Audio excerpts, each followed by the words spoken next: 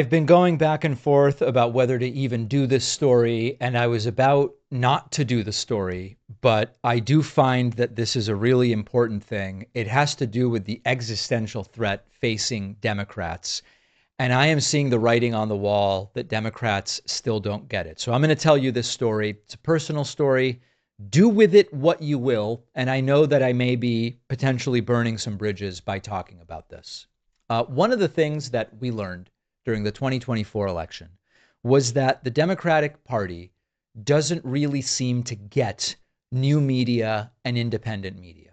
And they continue to do the kind of stale thing of the Sunday shows that very few people watch and buttoned up interviews trying to be as least controversial as possible, occasionally dropping in a swear word or whatever to try to be a little more provocative and relatable. And it's all pretty disingenuous. But in December of 2024, I was invited to the White House. Of course, Kamala Harris had lost the election by then. And I met with senior Biden communications officials, and the president even came in to meet with us as well. And the topic really was the failures of 2024 by Democrats to understand independent media, to work with independent media, podcasts, foment an environment in which it's actually useful and sort of like creates a community where audiences get to know elected officials and blah, blah, blah. And I had high hopes that the corner was being turned. And in fact, in 2025, as you all know, we've had more Democratic elected officials on the show. This includes governors. This includes members of the House. This includes members of the Senate. One of the unfortunate things for Democrats, and I've been totally upfront with everybody about this, is that even when they appear on our shows, most of them really don't connect in a genuine way. They talk about fighting back with strongly worded letters and meeting voters where they are. And there's very little sense that they are up for the fight and understand how to work in this new media environment. There are exceptions. I mean, most recently we had Gavin Newsom on. I think he gets it. And part of it is Gavin Newsom himself. Part of it is his staff, which really gets it and understands how you generate interest and inspire people. Okay. So I had these periods of cautious optimism. They're not really doing it right, etc. Let me tell you what's happened over the last couple of weeks.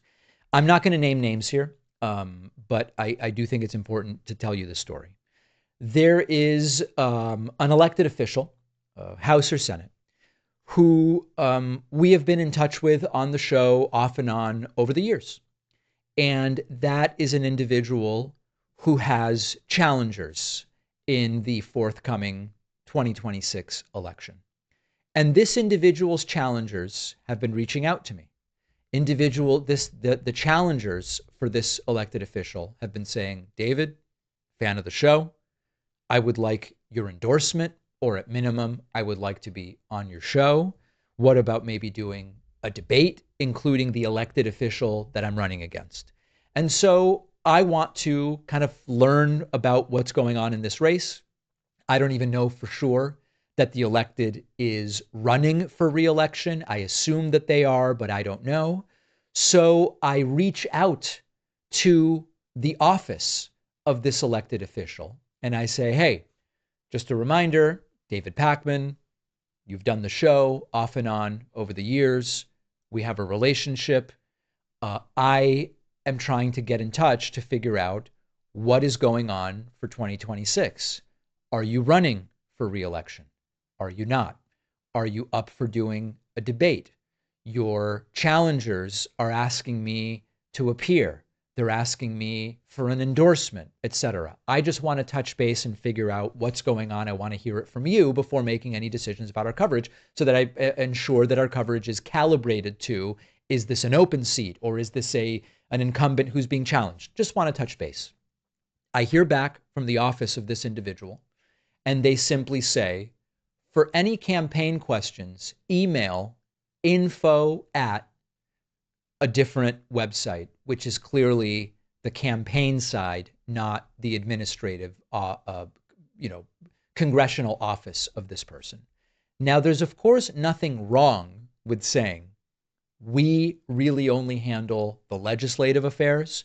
For anything related to the forthcoming election, you have to be in touch with the campaign. There's nothing wrong with that. but shuffling me off to an info at email, which goes into a black hole. It's just where all of the crap goes. I know we will never, ever, ever hear back. And this is the fundamental problem. That sort of way of dealing with independent media is how all of us will end up going, screw this elected official.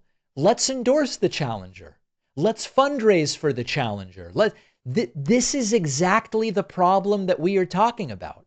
And so I reached out to my contacts on the Hill and I said, listen, this is what happened. This is exactly what I thought we were trying to fix when we went and met with the Biden administration and met with people from the House and met with people from the Senate in DC. And we're doing the same old thing. We're doing the same damn thing right now. So the point of this is, as I hear feedback from you, and most of you say about most of the elected officials I have on, David, these people are lost. They don't get it. They don't understand what's going on. They're not understanding how to effectively communicate in this new environment. They're not getting it. They're going to get crushed.